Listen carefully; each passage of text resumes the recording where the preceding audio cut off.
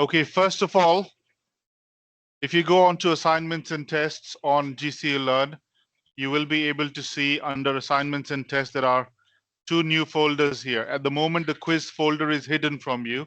So you can see that on my screen because that's the lecturer's view. But if you want to have a look at the quizzes, I'll be opening them in a short time. And you'll be able to take a mock quiz right now just to become a little bit more familiar with how quizzes work on GCE Learn. I don't think you've used quizzes in any other modules yet. Anyone? Not yet. So it's probably a new thing for you. You haven't done that. So what I've done is I've created a short quiz of 4 questions only, which is a mock quiz that's not available to you just now. I'll make it open in a moment. Once you've done that, probably after the lecture that I'm finishing today, or maybe during the lecture, if you have the time towards the end, I will open the other one. I'll show you how it looks like. So basically, there'll be 2 quizzes there on the screen. You can't see it on your laptops. You'll have to see on the screen here. So I'll go back again. Under assignments and tests, you will now see 2 new folders. One says quizzes, and the other one says coursework 2 individual reflective log. This individual reflective log is open right now. And of course, the third folder was coursework 1 team report. We don't need that anymore. You've all submitted your assignments, which has been an amazing experience for us as lecturers, because a class of 925 students and hardly any extensions and non-submissions, which is an amazing thing. I've never seen that in my 10 years of experience here. So well done, everybody. It's really amazing just to see that. And all the lecturers have the same views about it as well. Okay, so that's one folder, coursework 2. You can see that right now. There is a set of slides over there that gives you all the details about what you need to write under each question. Okay, I'll come back to that in a moment. The second folder that you will see, which is not visible to you right now, is called quizzes. Under these quizzes, you will see 2 quizzes there. Number 1 is a mock quiz, and the second one is the actual quiz, quiz 1 based on carbon literacy training. The mock quiz I'll open just now in a moment that you can see an attempt. And quiz number 1, you can see here it says item is hidden from students currently. And that's because I wanted you to take the mock quiz before you can start attempting. The quiz 1 will have 10 questions, and they're all based on carbon literacy training. So it should not be new for you at all. You've all done the assignments. These questions should be like really, really easy for you. It shouldn't take you maybe more than 2 minutes to 3 minutes to really answer all those 10 questions. I would really recommend, though, that you please, even though they're very easy questions, something that you've all read about and written about in your assignment, take the time to read the multiple choice answers. There might be some confusing ones there. And so therefore, you might want to read them properly and then select your answer. There's no problem with time. You can do that. But the one advice that I'm giving you is that please do this quiz 1 in one sitting. You can do that anytime between now and 16th of December. Absolutely no problem at all. You can choose to do it on the 15th of December if you want it. But whenever you do it at the same time. It'll take you maybe 2 minutes, 5 minutes, 4 minutes, whatever, but it shouldn't be too long at all. But do it in one sitting, and that's my advice to you. Because it might be that you've done 4 questions and then you kind of go out for a cup of tea or something and come back, and then you see that the questions are not there anymore. So you'll have to restart. So make sure that you are attempting all the quiz questions at the same time. Okay. Do you want to take the mock quiz now and then we go on to the coursework 2 description? Just as a practice, let's do that. Okay, just give me a second. I will open this. Right, okay, if you go and everybody, if you go on to assignments and tests on GCE Learn, and if you go on to the quizzes folder, which is the top folder under that, you will be able to see the mock quiz. Do not start it yet. Just tell me if you can see it. You can. Can you click on mock quiz, please? And read. Are you able to read any instructions over there? What does it say? Anybody please help me with that?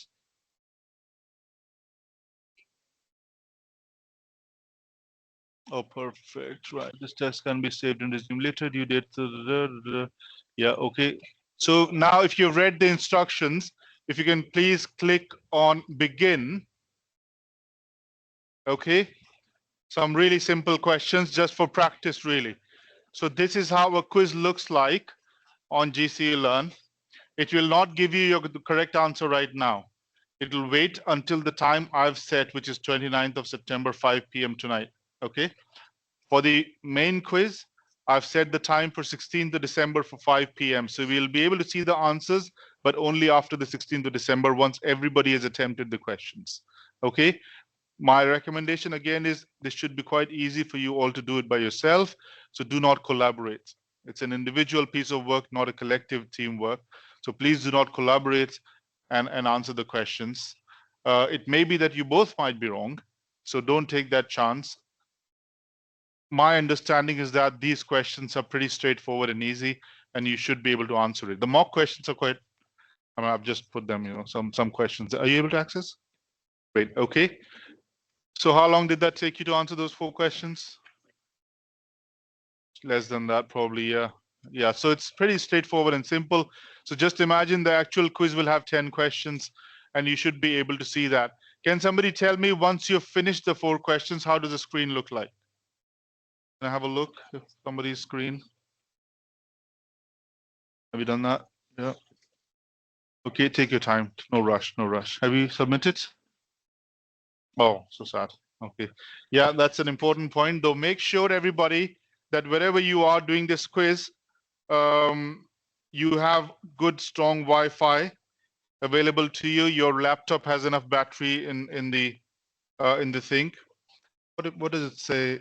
Click OK to. So if I click OK here, is that okay? Yeah. Okay. Okay. Oh, it does actually give you the points. Uh-oh. All right. I'll have to figure something out.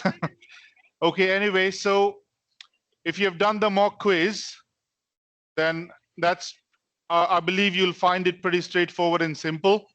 I'm hoping that if you have clicked an OK at the end, it actually does give you your score, but I'm hoping that the first quiz will not. I'll go back and double check it, but this quiz will be available to you, quiz number 1, at a later stage in the evening today, once I've done the second lecture from 3 o'clock to 5 p.m. Okay, now let's go back to coursework 2 briefing.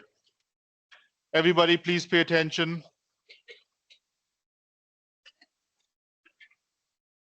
Does anyone have any questions about the mock quiz? Very simple and straightforward, do you think? Yes? One of those questions is also part of the quiz. So in case you got it wrong, just read that again. Okay, you probably know which question I'm talking about. Right, okay, so let's go on to coursework 2 now.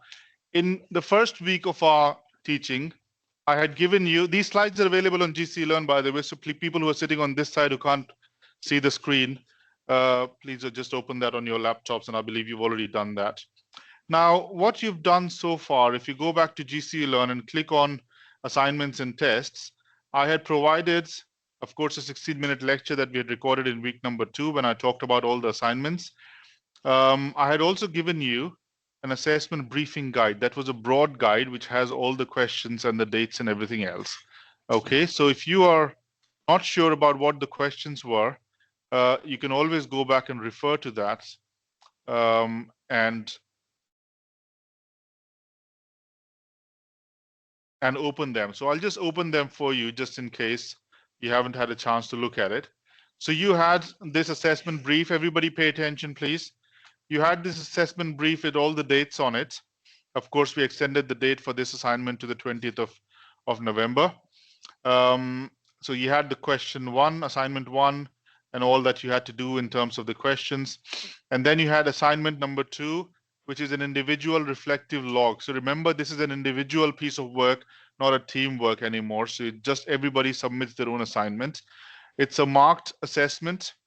It's a coursework, not an exam. The submission date is the 16th of December 2024, 5 p.m. and the weighting is 40%. Okay, so 40% for your coursework 1 as a team, 40% for your coursework 2, and 20% for your quizzes. So you got 20 questions in your quizzes, and you got, you just, whatever you score out of 20 is your score for that particular assignment. Okay, now for coursework 2, you got 3 questions to answer. And these 3 questions have been given to you already. Define reflective learning and its importance in learning about sustainability, and define and describe any one of the theories of reflection. Now, I have also created these slides that I'm talking about. And this is where we'll try and kind of summarize what we need to do. So coursework 2 briefing, you already know this information, 16th of December, please make a note. And there are 3 questions that you must answer in this, okay? Define reflective learning and its importance in learning about sustainability, and define and describe any one of the theories of reflection. Now, this is quite a short question, okay? In this short question, roughly about 20% of your mark. We're not really expecting you to do a detailed explanation of things. All we need you to do is define what reflective learning is, and then talk about how is reflective learning useful for sustainability related learning or education. I've provided some inputs in the coming slides.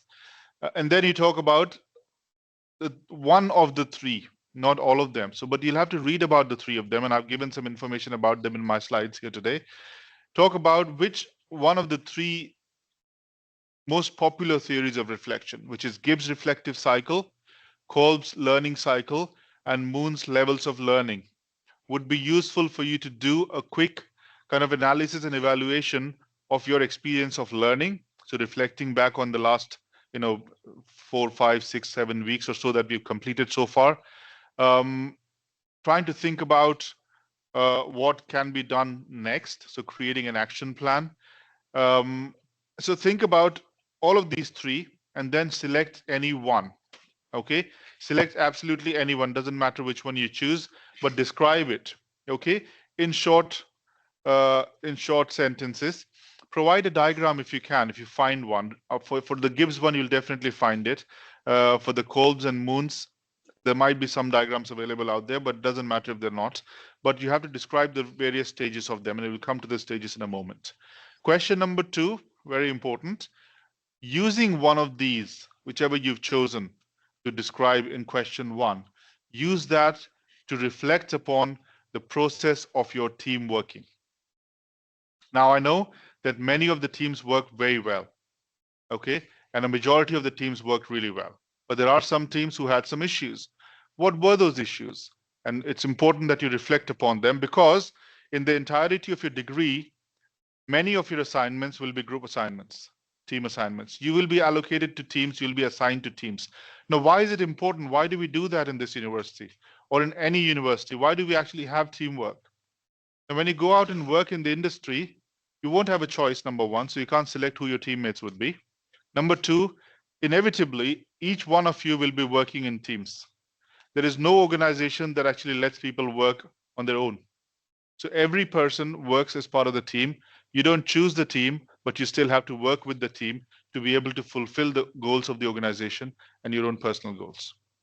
So if you're thinking that teamwork is something that I don't like, I think naturally the instinct might be that, yes, we don't like to work teamwork. I'm relying on my own skills and ability, and I can do the work much more perfectly. And you might have thought about this when you were doing your coursework 1.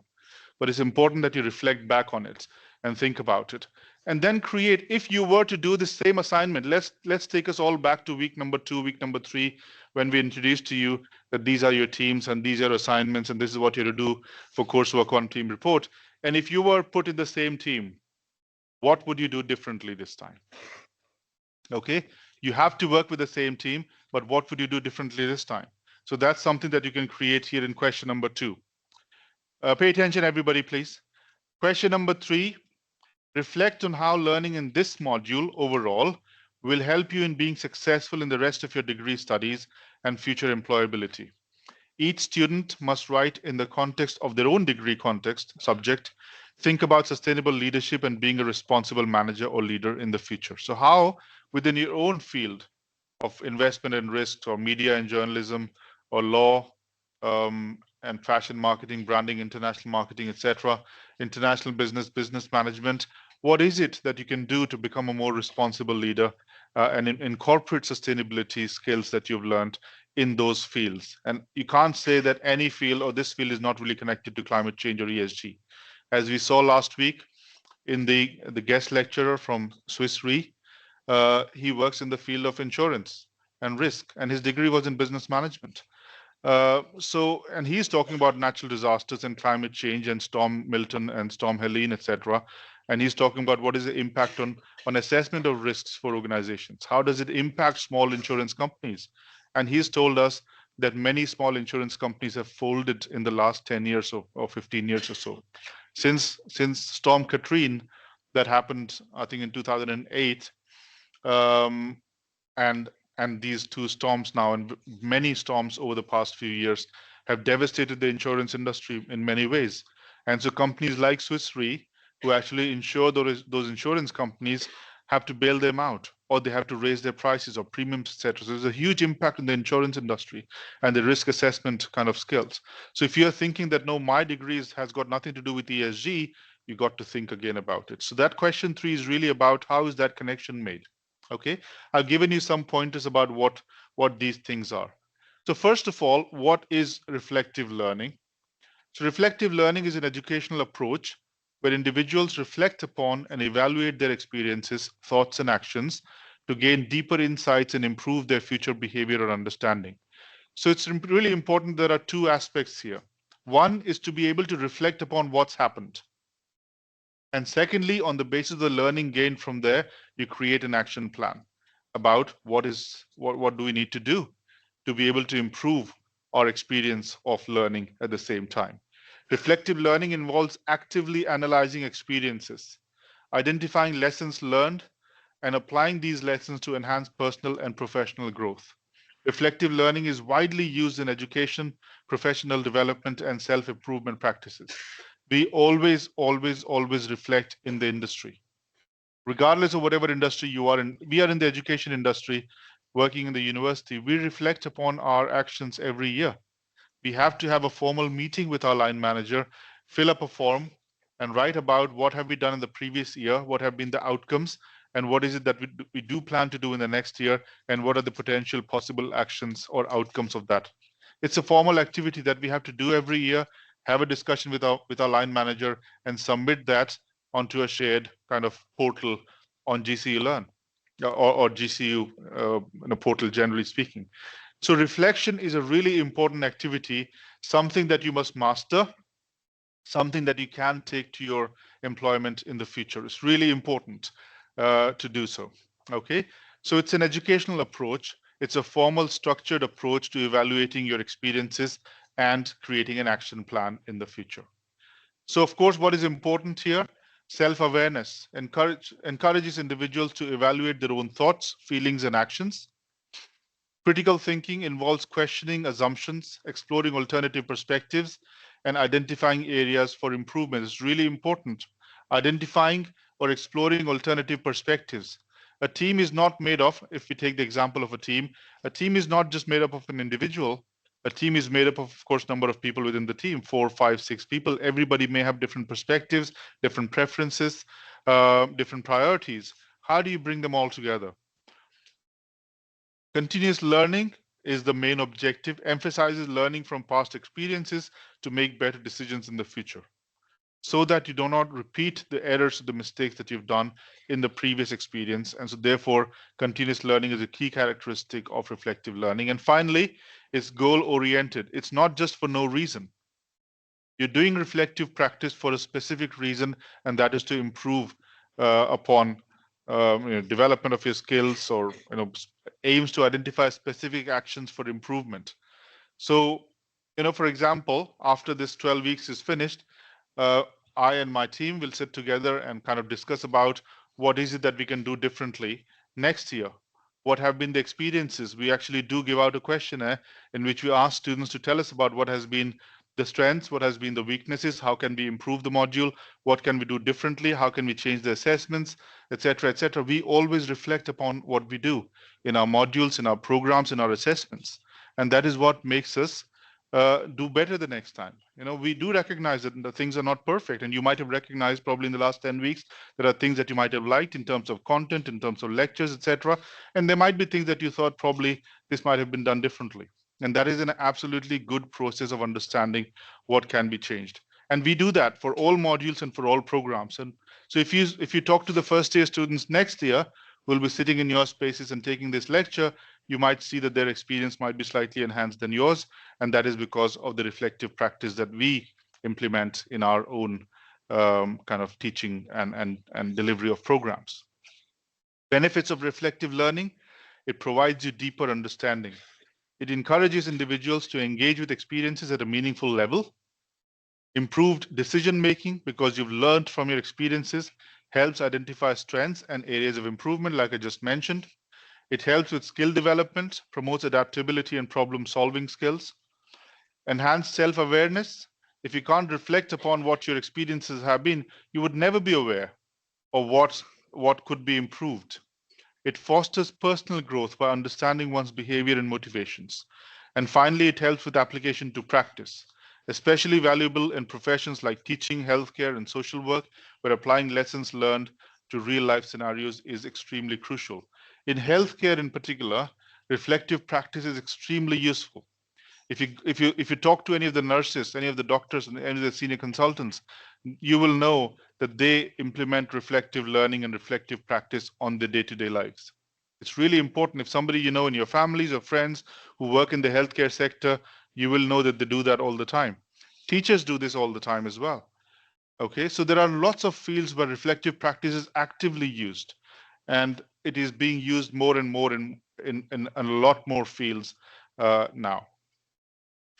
Now, reflective learning is one thing, but how do we connect this to sustainability? And that is your key question. What is reflective learning, and how can it be used for sustainability education? So, reflective learning can play a powerful role in promoting sustainability by encouraging individuals to critically assess their actions, behaviors, and beliefs regarding environmental, social, and economic issues. It fosters a deep understanding of sustainability challenges and empowers learners to adopt more responsible and impactful practices, something that we've already done through our coursework one. You've all reflected upon what has been happening, and you've then created an action plan for yourself. Now, that action plan could be implemented now. Perhaps maybe some of you have started to do that. And that action plan could be implemented over the next 4 years. It could be implemented in the next 5 years or 10 years' time.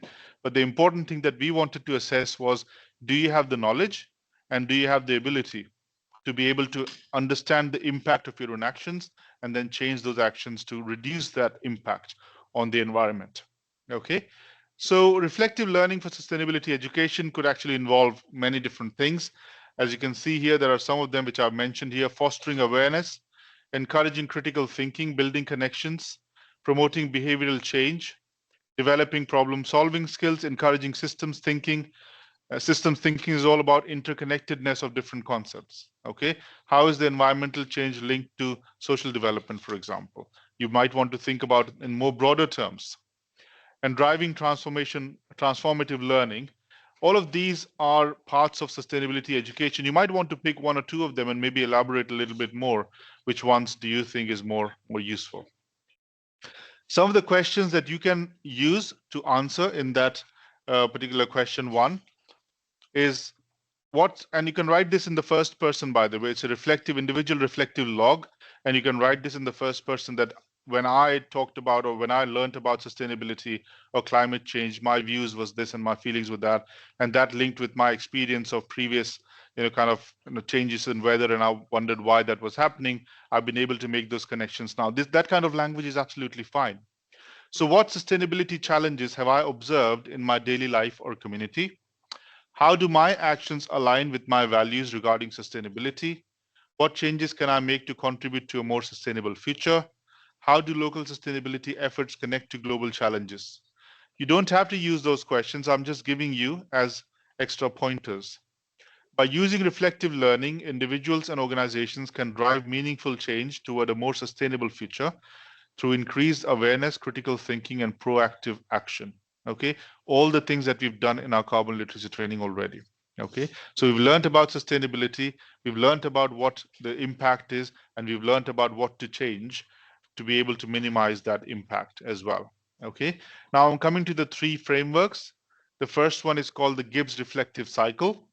The second one is called the Kolb's experiential learning cycle. And the third one is called the Moon's levels of learning. Now, overall, you can write roughly between 750 to 1,000 words for the whole coursework too. So it's not really too many words there. Okay. Now I've given you some indications of how many words can you write for each question. You can see that in the second slide or the third slide, I think. But I'm not going to check really that whether you've written 200 words in the first question or 400 words in the first question, as long as the total word count is no longer than 1,000 words plus or minus 10%. Okay, so you got a range of 900 to 1,100 to fit your answers in. Now, whether you write 400 words for the first question and you write 600 words for the third question, make sure that there is a good enough word count there. Now, remember, I'm not expecting you to do any analysis in question one. The analysis part goes in question two. So therefore, keep your question one as short as possible. Remember, question one is only about 20% of the total marks. So 20, 40, and 40. So your second and third questions could be a little bit more elaborate. Okay. Now let's go on to understanding what these are. Gibbs reflective cycle, there are 6 stages to it. You can see the first stage starts from description.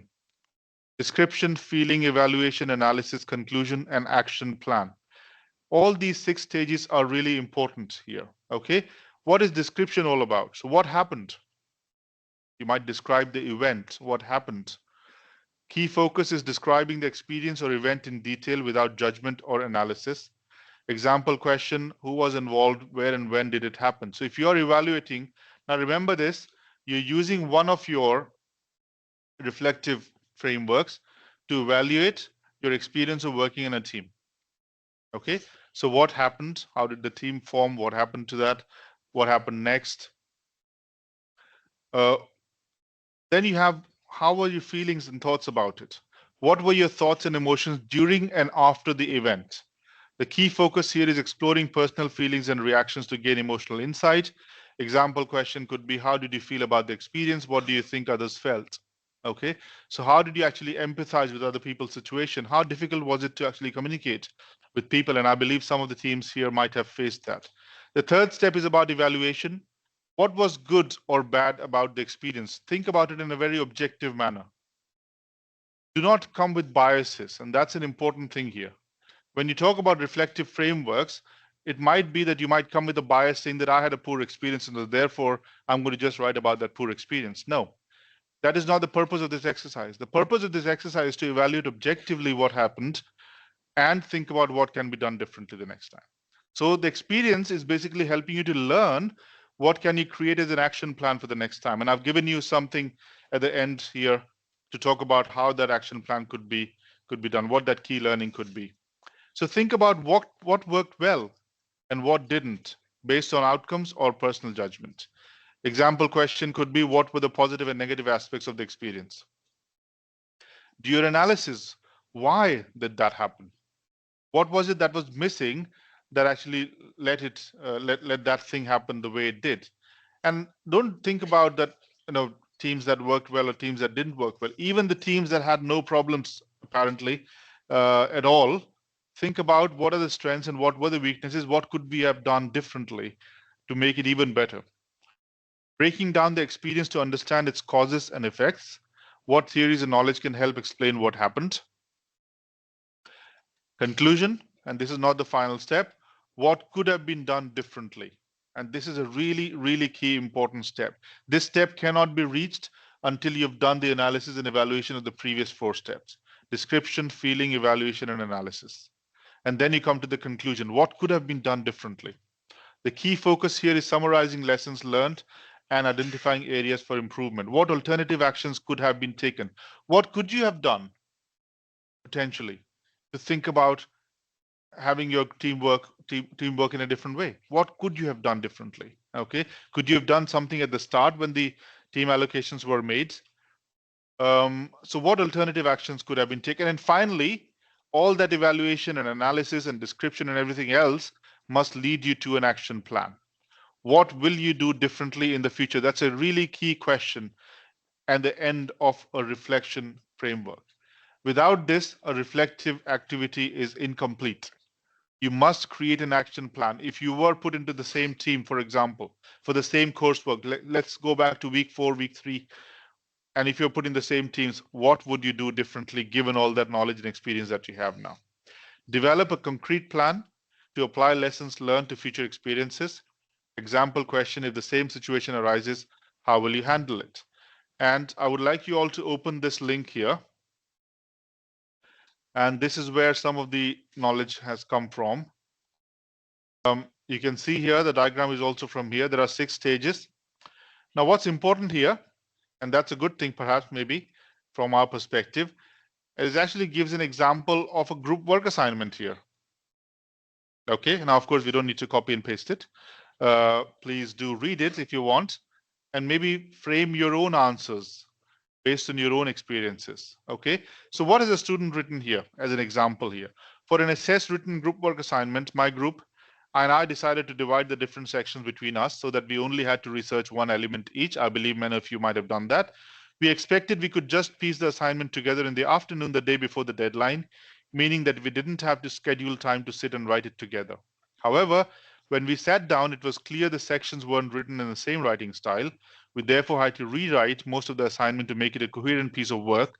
We had given ourselves enough time before the deadline to individually write our own sections. However, we did not plan a great deal of time to rewrite if something were to go wrong.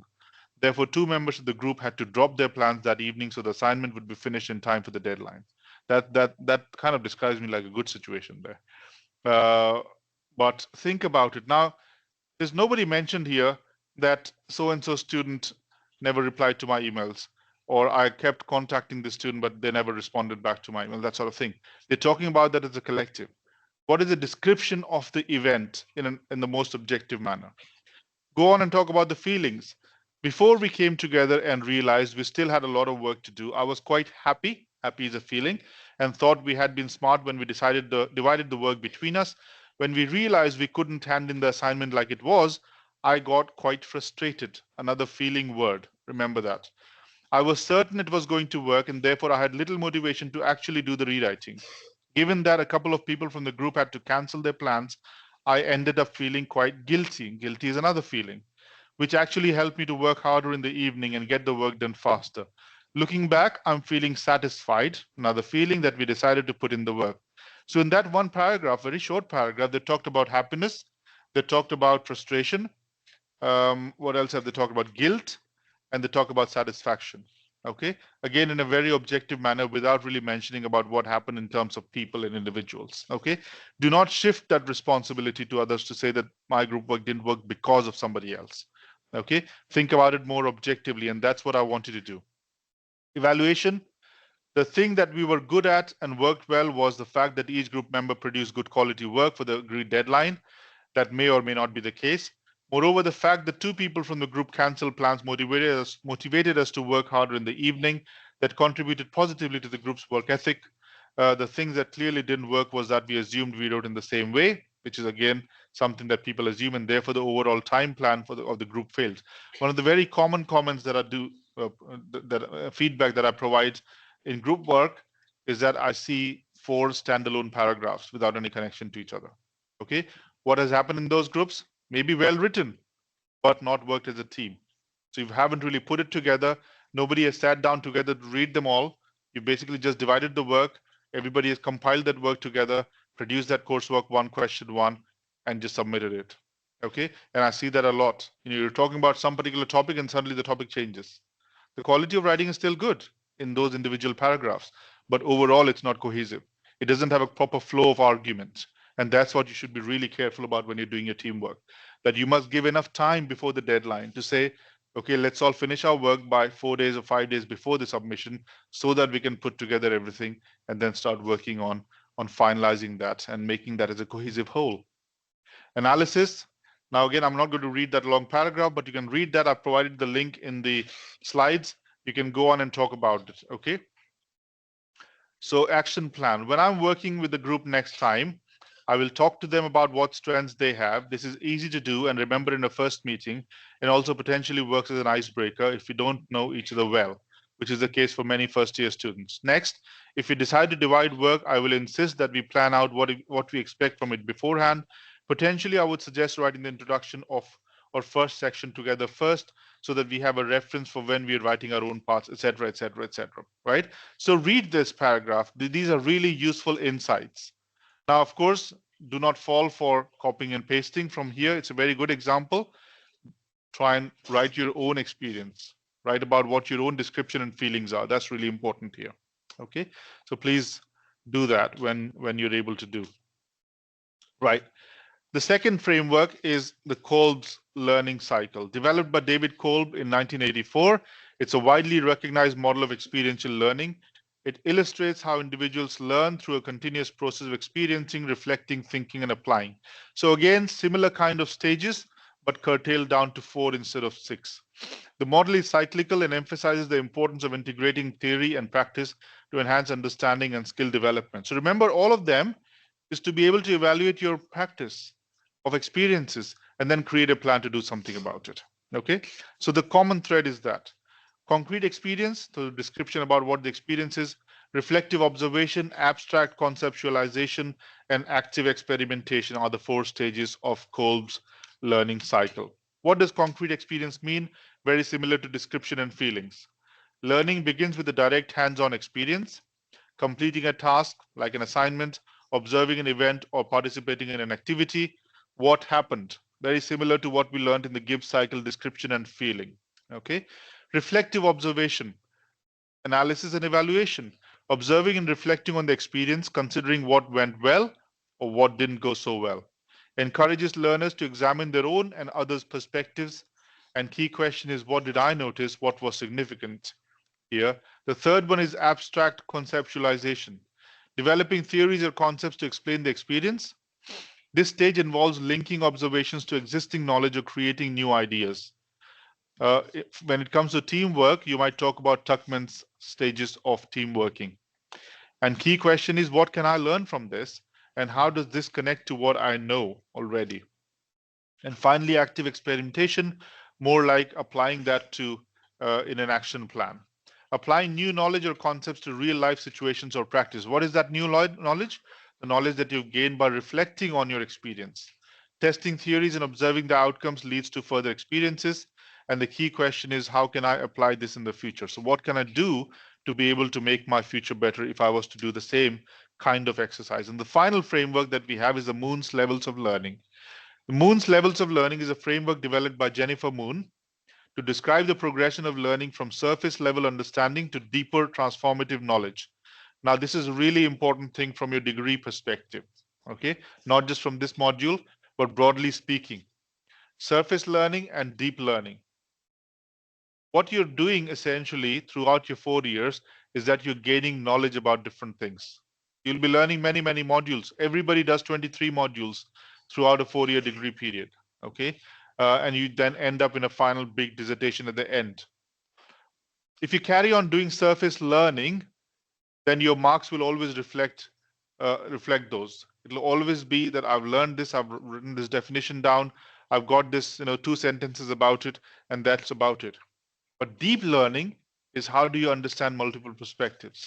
How do you look at multiple sources of information? How do you find journal articles and books and everything else and collect that information, analyze and synthesize it, and create something of your own?